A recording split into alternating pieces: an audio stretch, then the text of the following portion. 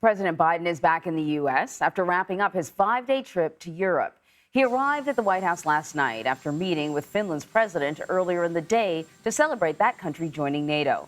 The president also praised the alliance's commitment to the long-term security of Ukraine and its defense against Russia. Christina Ruffini is joining us now from the White House to discuss this trip. So I want to play a little bit of what the president had to say about the trip, and then we can talk.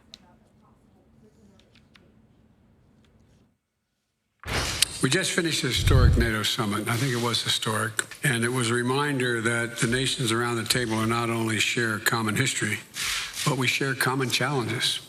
And I would add, presumptuously, common values.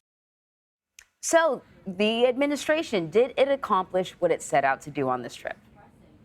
I think the one big takeaway item President Biden really wanted to come home with was new NATO members, and they did achieve that. Look, if you remember, the Turkish President Erdogan had been blocking Sweden's ascension to the alliance because of this issue with what he refers to as Kurdish terrorists. He said, the Sweden wasn't doing enough to counter these PKK members within its borders.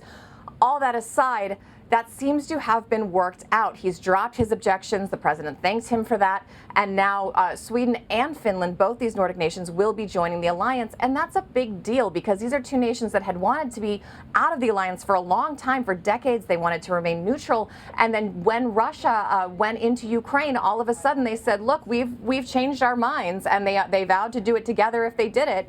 And this was complicating that. So the fact that Sweden and Finland will now join NATO also pushes its relevancy into the next decade. For a while, NATO was kind of this Cold War relic that people really didn't know what to do with. It was used in Afghanistan as kind of, that joint fighting force, but that was its last really big mission until the war in Ukraine. And we've seen this alliance actually strengthening since the war in Ukraine out of fears that Russia could set its sights on other European nations. And that's kind of had these countries close rank, which ironically is the opposite of what President Putin said he intended to do when going into Ukraine. He said it was defensive and it was a way to guard against NATO encroaching on Russian borders. So that was a really one big takeaway. Sweden's prime minister made a joke saying he's seen President Biden more than he's seen his own family recently.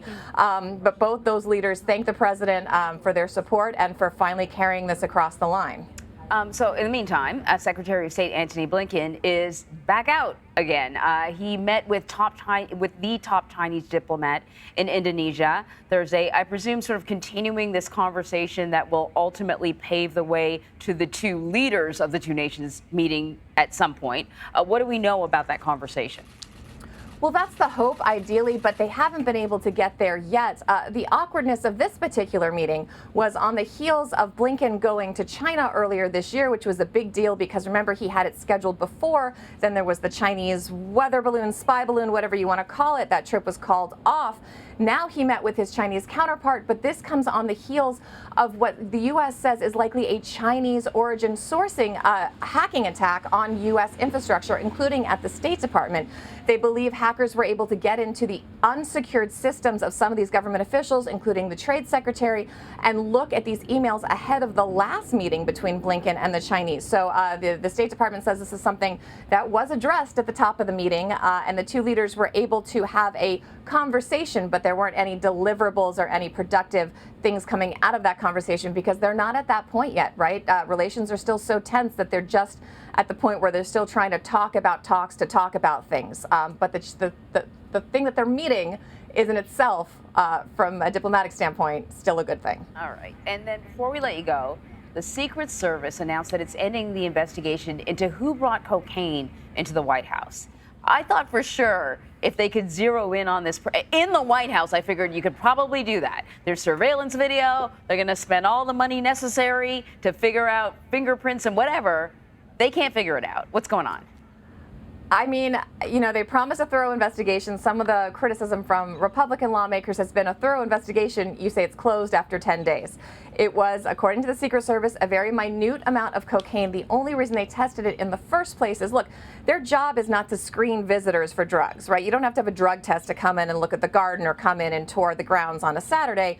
The reason they were concerned is because white powder in a government facility is concerning. So they wanted to test it for any chemical or biological weapon. There was no security threat. They're saying it was such a small amount, even with all those cameras, they can't tell who left it, and they're unable to determine who brought the cocaine to the White House. But hopefully this is closed, and we can all maybe move on, but maybe not. I don't know. We'll have to see. We'll have to see where it goes, Anne Marie. Yeah. I'm going to focus on China and NATO and Russia, but I know my colleagues are doing a great job all over this story. So I like your focus, Christina. Thank you.